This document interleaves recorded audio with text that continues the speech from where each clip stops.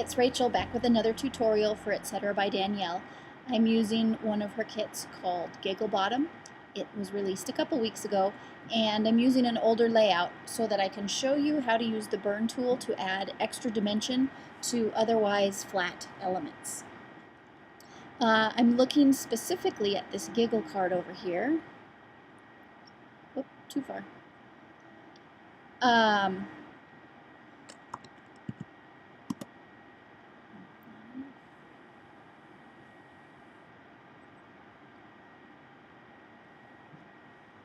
Okay, looking at this giggle card here, and I've added this little bit of burn so that it looks like it's full. It's sitting on top of the lollipop stick, but also underneath the photo. My background is in paper scrapping. That's where I started years ago. And when I sit down to make a digital page, a lot of times I still want it to look like it could be sitting in my albums with right alongside my paper pages. So the way I did this, I started, nope, that's not a flat one. Where's my flat page? There it is. Okay, I started with a flat version of the card. This is the one that comes in the kit, or in the word art pack that coordinates with the kit. And the first thing that I need to do, because I'm going to actually edit on this element, is I'm going to duplicate it. Because if I make a mistake, if I don't like the look, I want to be able to go back to the original. So I'm going to duplicate the layer, and I'm going to hide one of them.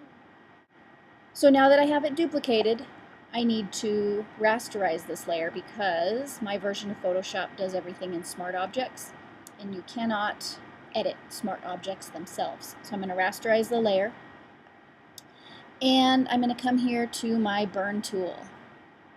It's probably hidden underneath your dodge tool, so you just hold on that button and open the burn tool. And these are the settings that my program automatically defaulted to. It's a very soft edit, so you're going to have to go over it a few times. You could play and darken the exposure if you want to, but I like to leave it light so that I have the most control possible. So I'm going to zoom in just so that I can see everything that I want to change. And I'm going to bring my mouse up here, and you can kind of see there's a little bit of shadow on this stick. So that's about the size I want to follow, because if I'm wrapping a piece of paper over the top of that, it's going to follow the same curve. So I'm going to click my mouse up off of the card. So I'm actually above the card, and I'm clicking my mouse.